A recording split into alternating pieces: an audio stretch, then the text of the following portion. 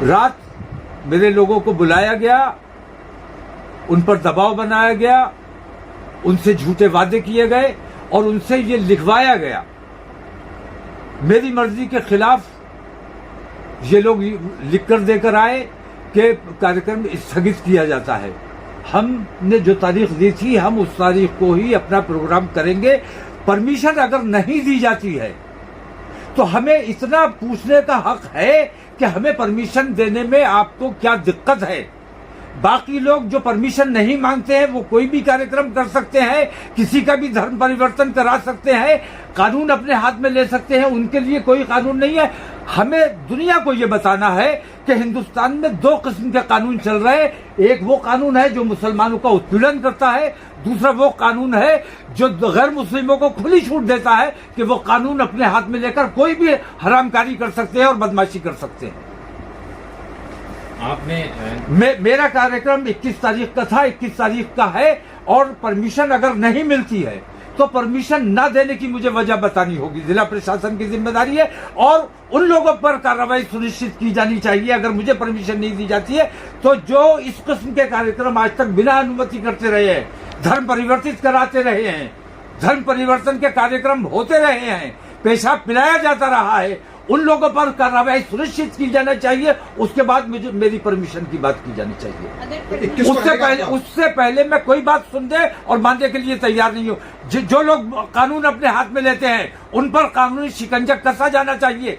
DM साहब की यह जिम्मेदारी है कि डीएम के अधिकारों का हनन किया गया है। मंदिर में बैठकर उन्होंने स्टैंप लगाकर सर्टिफिकेट जारी किया है, ये डीएम के अधिकारों का हनन है।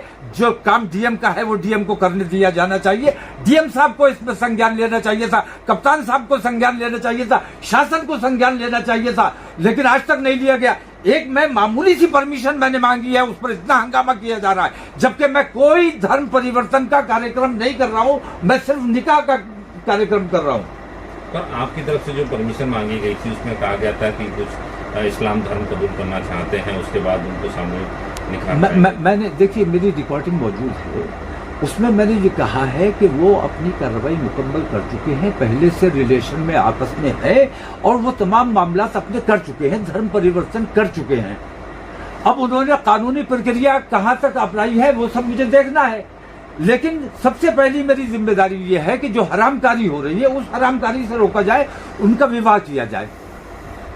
फेरे लगे, कितनी मुस्लिम लड़कियों को आपने मुसलमान से हिंदू बना लिया, हमने कभी एतराज नहीं किया, हमें कभी कोई शिकायत नहीं की, हमने कभी इसके खिलाफ कोई ज्ञापन नहीं दिया। लेकिन मैं सिर्फ धर्म परिवर्तन नहीं करा रहा हूं, सिर्फ इतना चाहता हूं कि जो लोग हरामकारी कर रहे हैं उनको हरामकारी से बचाया जाए, बेहयाई बेशर्मी से बचाया जाए।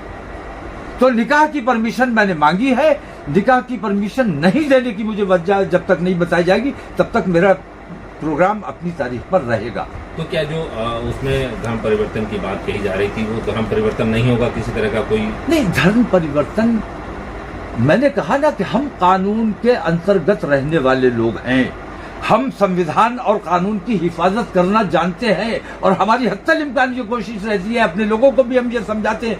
मैंने अपने यहाँ ये पाबंदी लगाई हुई है कि इश्क के मामले में या किसी लालच के मामले में अगर कोई मुसलमान होने आता है तो उसे मुसलमान नहीं बनाया जाएगा। मेरे यहाँ पाबंदी है, फिर मैं ये काम खुद कैसे कर सकता हूँ? जो लोग ये काम कर चुके हैं वो लोग अभी तक निकाह के बंधन में नहीं बंधे, शादी के बंधन में नहीं बंधे, मैं उनके निकाह करना चाहता हूँ। धर्म परिवर्तन उनका हो चुका है, मुझसे उसका कोई ताल्लुक नहीं है।